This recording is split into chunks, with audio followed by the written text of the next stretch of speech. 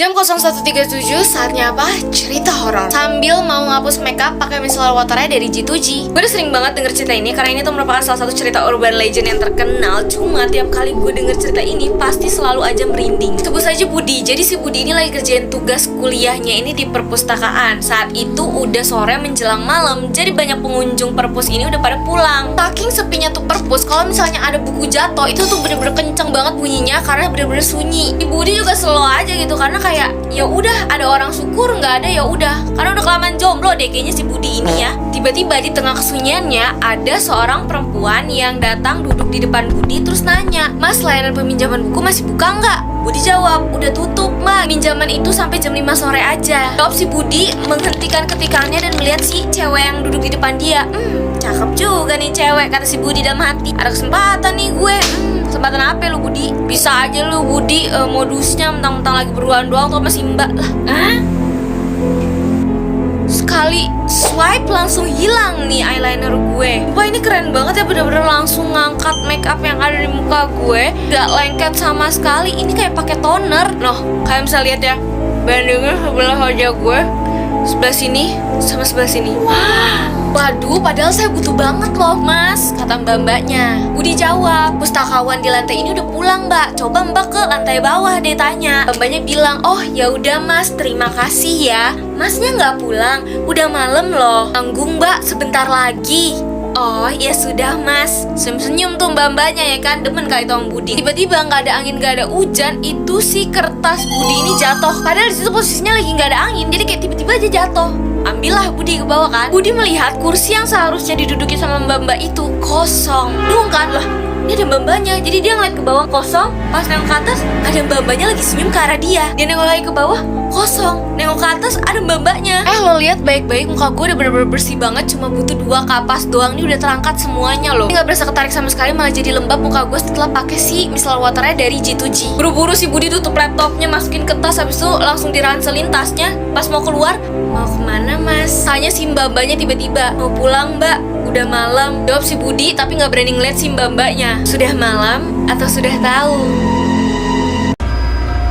Cerita horor lagi, tapi kalau misalnya kemarin gue udah cerita tentang kejadian horor di kos-kosan. Sekarang kejadian horor di asrama kampus. Apa nih di sini yang tinggal di asrama kampus? Kita sebut saja namanya Salsa. Jadi si Salsa ini dulu waktu kuliah tinggal di asrama. Kampusnya negeri dan juga terkenal dan salah satu kampus favorit di Indonesia. Lokasinya ada di Jawa Barat. Dulu asramanya ini asrama yang lumayan baru dan saat itu kelihatannya tuh nggak kayak horor gitu loh asramanya. Biasa-biasa aja. Seperti biasa pagi-pagi Salsa bangun jam 4 pagi dan mau mandi. Kenapa pagi banget? Karena namanya asrama kamar mandi bersama. Bangun telat dikit aja tuh udah ngantri kamar mandi dan males dia kalau misalnya buru-buru. Makanya dia mending mandi duluan deh pagi-pagi. Bangunlah nih Salsa jam 4 pagi dan dia ini sebenarnya belum kekumpul banget nyawanya tapi udah langsung menuju kamar mandi. Sampai di kamar mandi Salsa nih ngeliat ada seseorang yang lagi wudhu. Cuma si Salsa nih pas ngeliatin kayak, ini siapa ya? Kagak kenal, gue asing mukanya. Yang padahal si Salsa ini pasti kenal dengan satu lorong asramanya. Ya udah tuh dihirauin, Salsa masuk kamar mandi dan mandi seperti biasa. Singkat cerita setelah subuh nih Salsa mendengar suara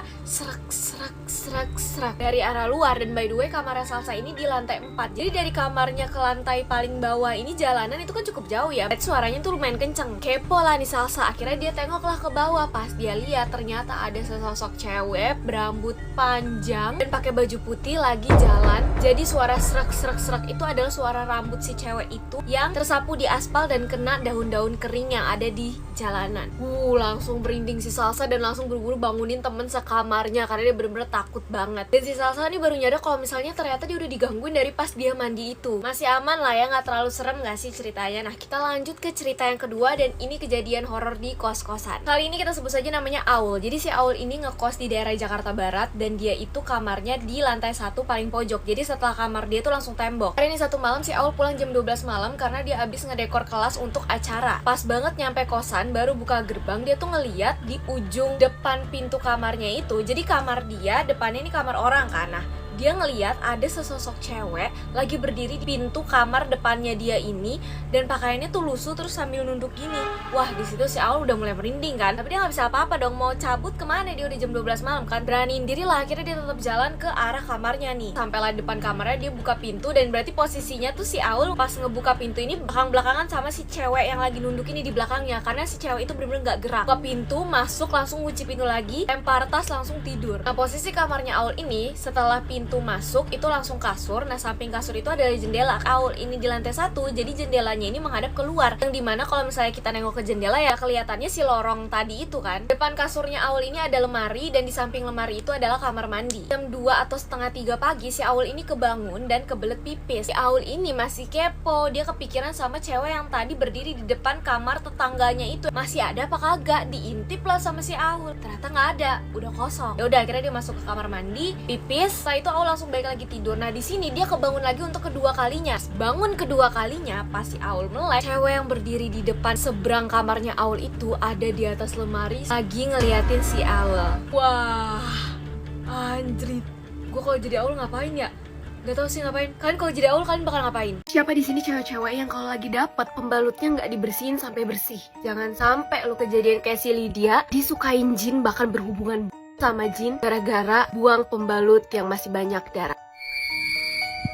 Kembali lagi di cerita horor, dan kali ini cerita horornya ini khusus untuk cewek-cewek, apalagi yang lagi dapet nih. Sekarang dengerin sampai habis. Ini ceritanya gue baca dari thread, dan ini merupakan kisah nyata yang dialamin sama temen penulis thread ini. Kejadian ini dialami sama Lydia waktu dia SMA. Lydia ini termasuk orang yang gak terlalu percaya sama hantu, tapi dia tahu nih mereka tuh ada. Tapi ya udah, selama gak diganggu mereka juga gak akan ganggu. Sampai ada satu kejadian yang membuat Lydia ini percaya gak percaya dengan apa yang dialaminya. Lydia ini pernah sakit yang lama banget, seluruh badannya bener-bener ngilu, bahkan dia tuh sampai diopname karena sekujur tubuhnya ini lebam merah-merah. Nah, kebetulan si penulisnya ini kita sebut saja Ria lah ya. Nah, Ria ini bersama teman-teman yang lainnya ini mau ngejenguk si Lydia. Pas mereka sampai sana, mereka tuh shock banget dengan kondisinya Lydia karena bener-bener badannya tuh tinggal tulang sama kulit aja, bener-bener sekurus itu. Dan pada saat mereka jenguk ini, pas banget Lydia ini ternyata mau diruqyah sama keluarganya. Jadi di sana itu ada ustadz. Si Lydia nih saking kurusnya dia tuh nggak bisa berdiri sendiri, nggak kuat, matanya melotot, dan dia juga bisa nyabut rambutnya menggunakan tangannya sampai botak. Dan yang bikin Ria kaget lagi, dia tuh ngelihat ada sesosok tinggi di pojok, wajahnya lonjong dan juga tingginya kurang lebih 2 meter yang lagi menghadap lurus ke Lydia. Tapi nggak dihirauin tuh sama si Ria. Ria tuh fokus aja tuh ke Lydia, dan ternyata kata Pak Ustadznya, Lydia ini disukain sama jin. Alasannya apa? Alasannya karena Lydia ini jorok dan sering tidak membasuh darah head di pembalutnya. Di saat Lydia ini nggak kekontrol gitu, dia ngamuk-ngamuk, si Lydia ini bilang, saya ini udah jadi istrinya dan kita tiap malam berhubungan badan. Nauzubillahiminzalik. Jadi cerita ini tuh berawal dari Lydia yang lagi head, lagi dapet nih, dia mau ganti pembalutnya di toilet salah satu mall. Nah, karena kebiasaannya Lydia ini nggak pernah nyuci dengan bersih, akhirnya dia tuh langsung buang aja tuh pembalutnya tanpa nyuci pakai air sama sekali. Bener-bener setelah kejadian itu dia tuh selalu merasa diikutin, tapi Lydia tetap santai karena dia balik lagi ke yang tadi. Lydia ini percaya hantu, tapi percaya juga bahwa mereka nih nggak akan ganggu selama kita nggak ganggu. Dan Lydia ngerasa nggak ngeganggu tuh hantu, jadi kayak oke, santai ya, santai. Udah nih, setiap hari dia ngerasa diawasin, sampai suatu malam Lydia ini mimpi berhubungan dengan seorang pria tampan. Awalnya Lydia mikir ini cuma bunga tidur aja deh, pokoknya mimpi biasa aja. Tapi terjadi setiap malam. Mimpi itu terus berulang, berat badan Lydia ini juga terus menurun, dan dia benar-benar stres banget sampai di tahap dia tuh takut tidur. Ibunya Lydia sendiri juga ngerasa aneh dengan perawakan anaknya yang semakin hari tuh semakin berubah. Wajahnya nggak seperti biasa, selalu kelihatan pucat, dan tiap hari makin kurus. Suatu pagi ibunya Lydia ini mendapati Lydia dengan kondisi matanya udah ngeliat ke atas dan nggak merespon saat dibangunkan. Segala cara udah dilakuin tapi nggak juga menemukan titik terangnya Lydia ini kenapa, nggak ada yang tahu. Sampai akhirnya teman bapaknya Lydia ini bantuin untuk mendatangkan seseorang yang bisa meruqyah Lydia. Akhirnya datangkan tuh si Ustadz Yusuf itu. Nah, jinnya ini berkata ke Ustadz Yusuf bahwa aku tuh suka banget sama perempuan ini karena dia selalu memberikan aku hadiah. Ustadz Yusuf heran kan, hadiah apa yang dimaksud? Jinnya ini ngomong lagi, perempuan ini selalu memberikan aku darah nikmat yang sengaja memang selalu dibuang di rumahku. Ustadz Yusuf akhirnya nanya lagi, memang di mana rumahmu? Di tempat kotor atau di tempat sampah? Ia selalu membuang sebagian darahnya yang masih menempel di selembar kain ke dalam rumahku, dan selama itu aku menikmati harumnya darah tersebut. Nggak membuatku tertarik untuk menyukainya. Sampai akhirnya proses ruqyah ini dilanjutkan dan jinnya ini akhirnya keluar dari tubuhnya Lydia. Akhirnya Lydia ini sadar dan siuman. Nah, siapa di sini yang mager buat ngebersihin pembalutnya? Jangan malas bersihin pembalut. Sambil nunggu buka, mending kita cerita. Masih pada kuat kan ya puasanya? Gue mau nanya, kalian pernah gak sih kalian mau ngomong nih? Kalian udah tahu nih mau ngomong apa di otak kalian, tapi pas mulut kalian membuka gitu, kayak yang keluar tuh beda sama yang ingin kalian omongin. Gue pernah, tapi yang paling gue inget tuh adalah kejadian ini. Jadi pulang sekolah, ini gue kan naik angkot nih. Ini SMP nih, antara kelas 8 atau kelas 9 gitu. Pokoknya gue pulang naik angkot.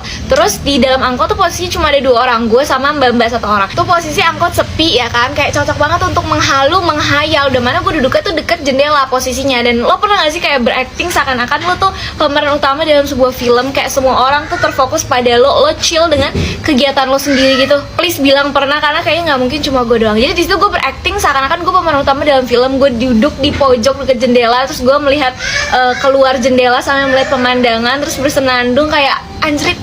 Oke, singkat cerita, pokoknya udah mau nyampe depan gang rumah gue juga udah ngeluarin duit untuk ngasih ke abang-abangnya, dan tangan gue udah begini nih, udah mau bilang kiri bang ya. Nah pas gue udah mau ngomong kiri, ini yang keluar dari mulut gue bukannya kiri, malah apa lo tahu? Assalamualaikum bang. Lo tau gak sih kayak mulut kan kadang suka emang typo gitu kan, mau ngomong apa tapi ngomongnya apa gitu. Tapi kayak dari kiri ke assalamualaikum kan jauh. Kayaknya untungnya tuh cuma mbak-mbak yang samping gue ini yang mendengar gitu. Abang-abang supirnya tidak mendengar, mungkin karena memang kan itu gang rumah gue tuh habis rel kereta dulunya kan sebelum ada flyover. Jadi mungkin banyak kendaraan yang lewat, jadi kayak berisik, jadi suara assalamualaikum gue tuh tidak terdengar. Gue kalau kedengaran udah gak tau lagi deh. Gue udah berasa bukan mau turun, tapi kayak pengamen yang baru datang gitu, kayak assalamualaikum bapak-bapak, ibu-ibu, mohon maaf mengganggu waktunya sebentar. Kembali lagi di cerita kalian, edisi ngajarin temen main RP, malah buat bokep. Seandainya kita sebut saja namanya Dini ya, pernikahan Dini bukan. Jadi Dini ini punya satu temen namanya Evelyn. Mereka berdua ini suka main RP. Nah ada nih satu temen dia lagi namanya Dila. Nah Dila ini nggak ngerti caranya main RP, minta ajarin lah sama Dini sama Evelyn. Udah diajarin lah nih sama Dini sama Evelyn. Nah setelah diajarin, Dila ini nggak ada kabar lagi, maksudnya nggak pernah nanyain soal RP lagi, mungkin udah ngerti kali ya. Nah singkat cerita, tiba-tiba emaknya Dila ini telepon maknya Evelyn sama Dini marah-marah karena katanya Dini sama Evelyn ini ngajarin si Dila untuk main-main gak bener alias bokep. Ternyata maknya Dila ini melihat HP-nya Dila yang masih stay di Telegram. Jadi HP-nya emang mati kayak gini, tapi pas dinyalain itu langsung ke Telegram. Pas dilihat Telegramnya ada bokep. Gue gak tahu apakah Telegramnya ini untuk nonton begituan atau si Dila ini main RP tapi yang ke arah-arah sono, nggak paham, gue juga kagak diceritain soalnya. Pokoknya intinya adalah berbau-bau bokep lah. Terus pas diinterogasi sama maknya, Dila ini ngaku kalau diajarin sama Dini sama Evelyn.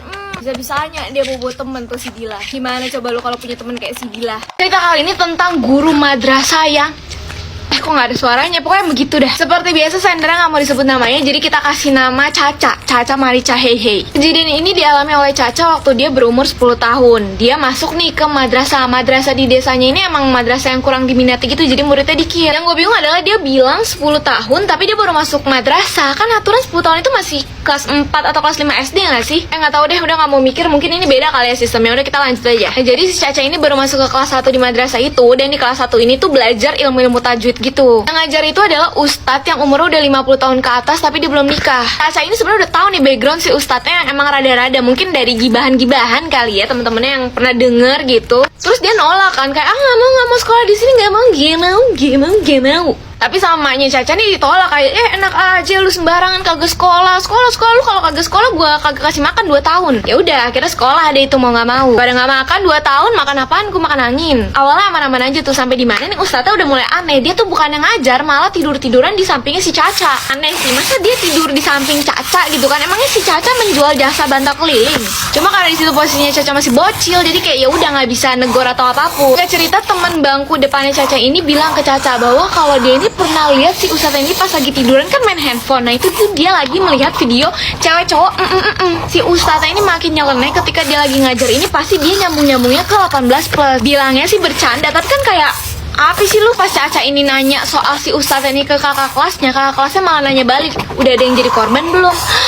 Dan yang paling sangat membagongkannya lagi adalah si ustadznya ini berani mencium murid-muridnya, bahkan ke Cacanya sendiri. Sejak kejadian itu tuh Caca selalu nangis di kamarnya tiap pulang sekolah. Cuma dia nggak berani bilang ke ortunya karena dia malu dan bingung gitu. Menurut gue lo harus bilang sih Ca, biar nggak ada korban-korban si ustadz ini lagi. Atau ya pas si ustadz itu ngelakuin, langsung aja pura-pura ngevideoin, gue viralin lu pade. Tuh di luar Naila ini mah. Siapa di sini yang masih kayak gue bingung kalau ditanya soal cita-cita? Gue kalau ditanya gue masih nggak tahu banget jawabannya apa. Tapi satu hal yang pasti gue nggak bisa banget jadi guru. Gue orangnya nggak sabaran banget. Gue definisi gampang banget tersulut emosi. Kalian tahu video konten gue kemarin yang gue cerita gue dijauhin gara-gara gue nggak nge-tag temen gue di SG gue. Di situ banyak yang salah paham. Dikiranya 2021 gue masih SD. Padahal di video itu gue bilang 2021 gue bukber SD. Terus banyak yang salah nangkep gitu di situ dan kayak udah salah nangkep pada so tahu. Nah baru dibilang udah emosi lagi gue. Kalian baca sendiri aja komennya. Min 2021 masih SD kah? Ini jawaban gue. Ada lagi nih yang sotoy, SD main IG, WK. Terus terus juga selain mereka salah nangkep, mereka juga nggak mendengarkan dengan seksama. Gue bilang di 2021, sedangkan add mention itu setahu gue 2022 baru ada nih. Kenapa nggak tambahkan mention aja? Ada lagi, tapi kan bisa di tag tanpa dihapus. 2021 SD, sekarang umur berapa anjir? Kalian bisa lihat sangat tidak cocok bukan menjadi guru dengan kesabaran gue yang setipis tisu ini. Lu bayangin aja gue jadi guru, apalagi guru SD gitu yang muridnya pada suka banget nanya, suka banget omong gitu. Misalnya gue habis ngejelasin terus mereka ada yang nggak ngerti. Bu, ulang lagi dong bu, penjelasannya saya nggak ngerti. Terus gue jawabnya kayak gini, ulang-ulang. Kamu kira ini video diulang-ulang? Bukan dengerin dari tadi malah suruh ulang-ulang. Cuma nggak nyampe sehari juga gue udah dipecat tuh kalau begitu ceritanya.